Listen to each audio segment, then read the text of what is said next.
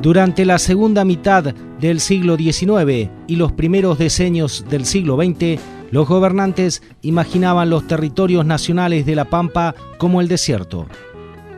Ganadería errante, espíritu libre y seres transhumantes y ociosos significaban señales de atraso y barrera al progreso.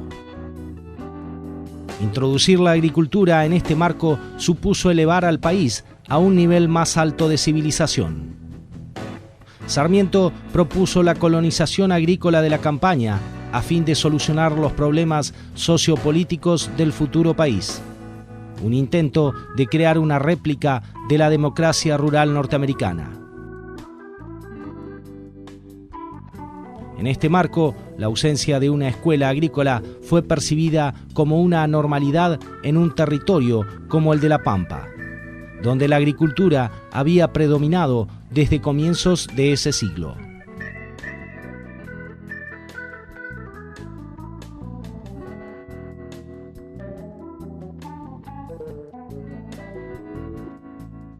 A comienzos del siglo XX, los territorios se perfilaban como una zona óptima para la producción de cereales. Periodistas, gobernantes y docentes advertían sobre la necesidad de contar con una escuela agrícola. Las escuelas primarias fueron apreciadas como buenas sustitutas en la tarea de formar agricultores técnica y económicamente capacitados. Sin embargo, la formación de futuros granjeros desde las aulas escolares fue obstaculizada por diversos factores, entre los que se destacan las deficiencias materiales, los escasos conocimientos sobre cuestiones agronómicas por parte de los docentes y la propia estructura agraria pampeana.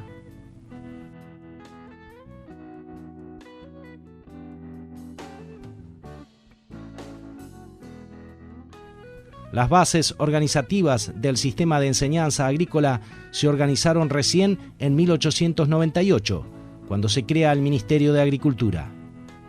Uno de sus objetivos principales fue el afianzamiento de la población rural en el campo. Así, la escuela fue llamada a incorporar conocimientos sobre agricultura a fin de ejercer influencia a través de los niños en la familia de campo. El normalismo brindó el contexto pedagógico adecuado y muchos de sus representantes propiciaron la introducción de los programas de trabajo manual en las escuelas primarias. El normalismo caminó en ese sentido. Justamente por eso yo hoy te decía que los libros de formación docente, ¿no? De quienes van a ser los maestros, vamos a decir así, de los chicos en la década del 60 y en el tiempo que después se proyecta el normalismo también, porque ahí no es que se acaba, o sea, en el 69 dejamos de tener escuelas normales que forman maestros, pero los maestros siguen formándose en institutos terciarios o en la facultad y el normalismo como concepción sigue arraigada, ¿no? Entonces, esos maestros que van enseñando y a su vez los nuevos que se van formando, van reproduciendo de alguna manera esta concepción de aborigen, ¿no? Desde la visión positivista, ¿no? Justamente, si retomamos la idea de aborigen, ¿no? Desde la visión positivista, si leemos a Bunge, por ejemplo, hasta se dibuja, por decir así, el formato y la dimensión y el tamaño del cráneo de quien aprende, ¿no? Y a la vez todo como el contexto sociocultural influye sobre ese cráneo y sobre esa persona, y eso va determinando sus limitaciones. También lo reproducía Sarmiento cuando mostraba sobre las capacidades de aprender que el otro tenía. Entonces el normalismo tampoco favorece la cultura aborigen, por cierto, ¿no? En 1909 se creó la primera escuela normal en el territorio nacional de La Pampa, con el nombre de Escuela Rural Normal Mixta. Entre 1910 y 1913 formó a 54 maestros rurales.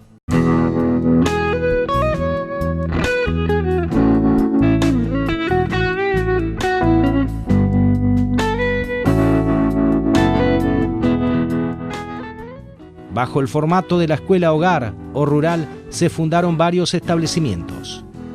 En 1902 en Telén funcionaba una escuela con más de 60 niños que recibían instrucción teórica general y práctica de agricultura. En 1910 abrió sus puertas otra escuela en Villa Mirasol, en 1911 en Toay y en 1922 en Carro Quemado.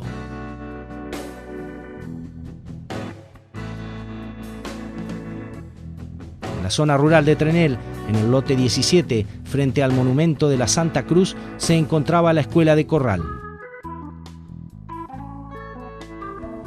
Varias de las escuelas de la zona funcionaban en predios rurales, como la escuela Rossini, y fueron para algunos docentes el lugar de inicio de sus carreras docentes.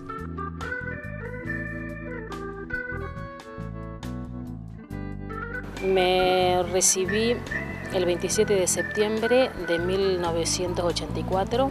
Tomo la escuela, una escuela de campo, la escuela Rossini,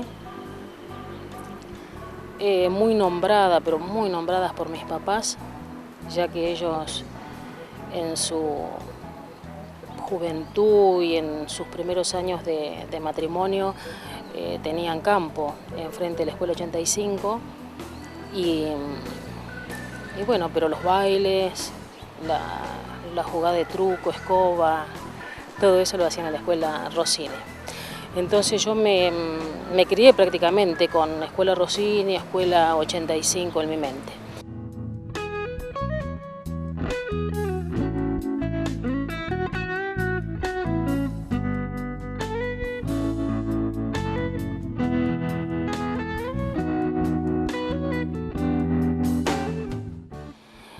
La escuela Rossini me dio muchas satisfacciones.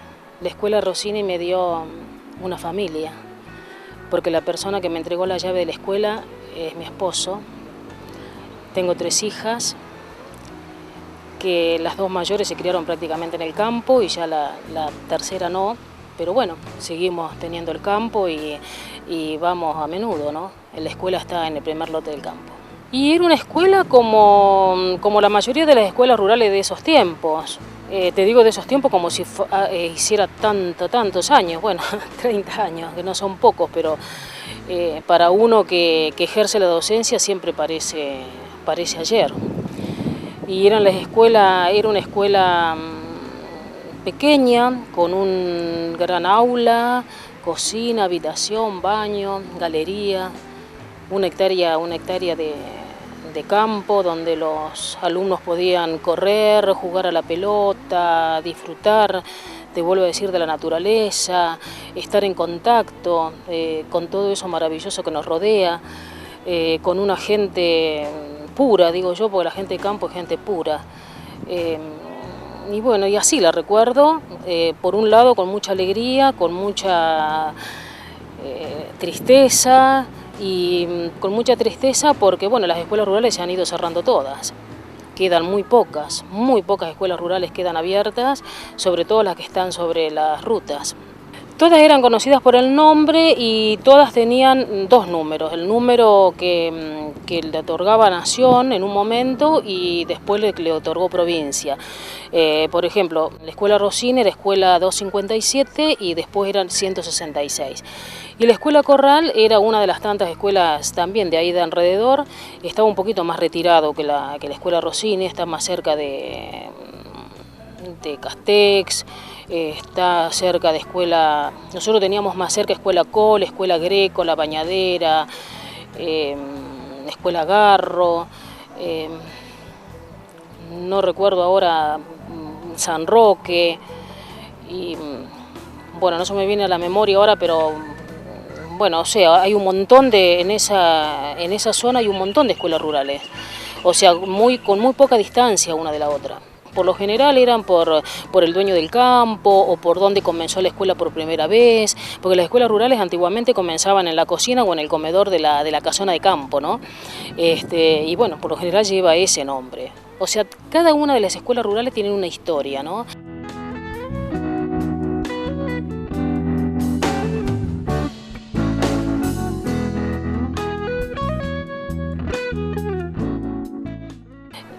Yo comencé, como te dije hoy cuando comenzaba la nota, en marzo del 85 en la escuela rural. Y en marzo del 2008, sí, de marzo de 2008, me designan supervisora de educación de Eduardo Castés y Trenel y tenía que supervisar todas esas escuelas, que en realidad eran 24. Lo que pasa que había muchas que estaban cerradas y entre ellas Escuela Rossini. Pero la zona que a mí me toca para supervisar era la escuela que yo de mis comienzos. Porque cuando yo tenía la supervisora, cuando estando en la Escuela Rossini, la supervisora era de Trenel. Entonces cuando yo vuelvo a Trenel, la persona que había sido mi supervisora ya se había jubilado, pero pudimos conversar y pudimos vernos.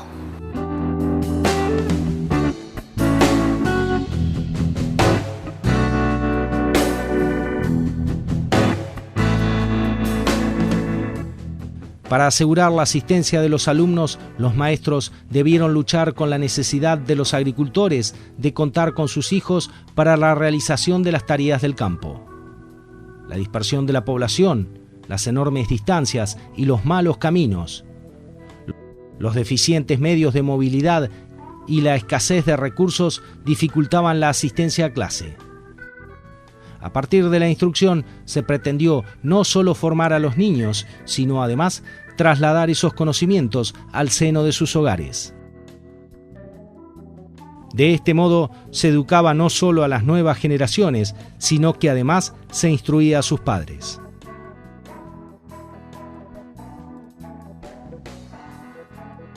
A principios del siglo XX, el 72% de la población estaba ubicada en la pampa húmeda.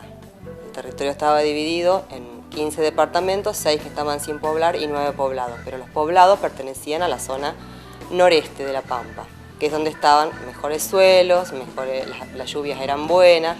Entonces, la llegada del ferrocarril, que fue lo que impulsó la llegada de mucha gente, fue formando en un principio colonias, y después esas colonias dieron lugar a pujantes poblaciones, que en ese momento, como en un modelo agroexportador, el hecho de un suelo rico y con mucha lluvia hizo que llegaran muchos, primeros inmigrantes del interior y luego inmigrantes extranjeros. Que una vez que el ferrocarril llegó, que se formaron las poblaciones, se dieron cuenta de que la población que estaba llegando era en un alto porcentaje analfabeta. Entonces había que alfabetizar a esos niños que llegaban esas familias que traían muchos niños, y esos niños estaban en condiciones de no haber cursado nunca, nunca haber asistido a una escuela, o si habían asistido habían permanecido muy poco tiempo, entonces se consideraban analfabetos. Entonces los gobernadores lo que hacían es pedirle al Consejo Nacional de Educación que creara algunas escuelas. En el caso de las escuelas de Dorila y Metileo y Montenievas, más o menos 2 años después de la fundación del pueblo se fundaron las escuelas. 1907, por ejemplo, en el caso de Dorila, en 1909 se fundaron las escuelas. En el caso de Metileo es muy particular, se funda primero la escuela y después el pueblo. Pero desde 1905 ya había pobladores en la zona. Lo que pasa es que la fundación oficial es en 1910. Se nombraba un director y este director se ocupaba de todo. Era como que se dejaba en manos del director, desde el alquiler del local, conseguir descuentos, conseguir útiles, gastar lo menos posible, porque siempre venía la consigna de que no había dinero, no había materiales. Las escuelas se las llamaba escuelas ranchos porque eran muy pobres en cuanto a infraestructura. Era una habitación con chapa. Alguna vez en trabajos anteriores en las escuelas de Guatraché, por ejemplo, tenían un cajón de manzana y en ese cajón de manzana se sentaban. El docente tenía que buscar la forma de poder darle a esos chicos lo que necesitaban. Los docentes fueron pioneros en el reclamo de escuelas agrícolas y esa necesidad se profundizó en los años 30 y 40, en un contexto signado por la crisis agroclimática, económica y demográfica. En esa coyuntura, los gobernantes del territorio hicieron suyo el reclamo. Y bueno, la educación estaba vista en tratar de arraigar al niño al campo. y que ese niño llevara a su casa para que toda la familia tuviera esta concepción de quedarse, o sea, evitar el éxodo a las ciudades grandes. O sea, darles el conocimiento en cuanto al trabajo, en cuanto al amor a la patria, en cuanto a la cultura, formar el ciudadano, pero que ese ciudadano se quedara trabajando en el campo, se arraigara a la vida del campo. Durante la segunda mitad del decenio de 1930 y en la década siguiente, la enseñanza agrícola se instaló definitivamente en las agendas de las autoridades del territorio. El gobernador Evaristo Pérez Virasoro insistió en la necesidad de crear una escuela agrícola en La Pampa, a fin de que los niños pudieran completar su preparación. También el gobernador Duval decía ya por 1940, el niño campesino vive actualmente con la vista puesta en la ciudad y las espaldas dando al campo. El hijo del agricultor o del ganadero no solo debe aprender a leer, escribir, contar y tener algunas nociones vagas sobre ciudades o países o faunas exóticas. Debe también tomar cariño a las faenas, a los animales y a las plantas del medio en que nace y se desarrolla. Debe tomar afición a las profesiones de sus padres. Cada escuela rural debe convertirse en una granja y cada niño en un futuro granjero.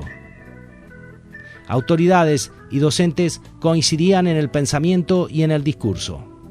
En general, las escuelas que estuvimos estudiando arrancaron con una matrícula de 35, 40, 50 alumnos, que se fue incrementando ese número de alumnos. Pero también como se incrementaba era muy alto el desgranamiento. Echenique habla en el año 1900 de un total de 1000 niños de entre 6 y 14 años, 830 estaban afuera del sistema. Estamos hablando de una suma muy alta. También tomamos a Silvia Llomovate, que también hace un estudio y habla de un 62,5% de analfabetizados en La Pampa, siempre hablando del año 1900, ¿no? Y ya en el año 1914, en el nuevo censo, ya estamos hablando de un 40% de analfabetos. Entonces es como que sí, se va achicando esa cifra.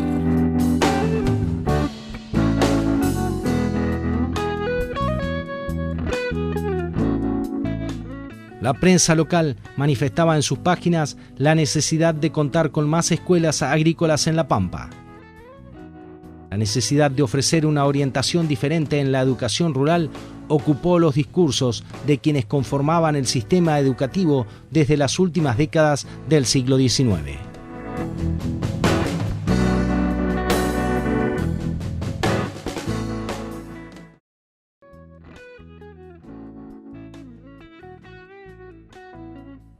Hoy, de muchas de esas escuelas, solo queda el recuerdo.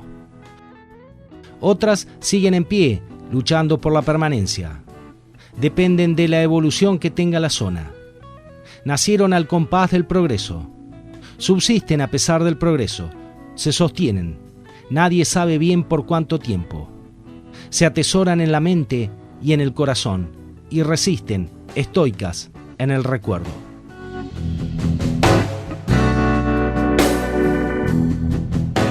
2 años, hizo 2 años en marzo, 2 años en marzo hizo. Y bueno, directamente se cerró, sí. Para mí la característica es que es muy distinto a una escuela urbana porque los chicos tienen otra cosa, otras vivencias, no sé, el gran compañerismo, esa buena comunicación con los padres, en lo cual también los padres aportan sus experiencias, sus vivencias. Las razones que me dicen es que hay una ley en la cual el mínimo en una escuela rural tienen que ser 7 chicos, 7 alumnos de nivel primario, ¿sí? Entonces no da la cantidad. Entonces el despoblamiento grande que hay en la zona hace de que también no alcanzara la matrícula para poder cumplir con lo de la ley. Voy a las designaciones y yo sabía de esta escuelita, la 153, que fue mi escuela, la de mi padre y mis hijos. Por eso es tanto el amor que tengo hacia ellos. Yo digo, no puede ser de que también se cierre por falta de maestros. Entonces sí, soy designada en esa escuela, pero también con el mismo peligro, porque eran muy pocos los chicos. Así que bueno, en marzo de este año ya se dispuso de que también se cerrara. Entonces mi cargo como titular lo tenía en Toay, en la 205, y pedí el traslado transitorio y me lo concedieron a la 249 de Argelicó, así que estoy ejerciendo ahí. Del 2008 empecé acá, así que son 6 años. O sea, cumplí los 6 años como maestra rural, que amo, porque es mi escuela, la última que estuve, y esto me costó mucho. ¿Y saben qué cosa me costó lo más? Cuando dije, bueno, hoy en día, o sea, ahora vengo de ahí también, guardar la bandera. La bandera de todos los días es una cosa que la tenía sobre un banco y no la podía guardar. Pues yo decía, no puede ser que un chico no venga y salga. Perdón.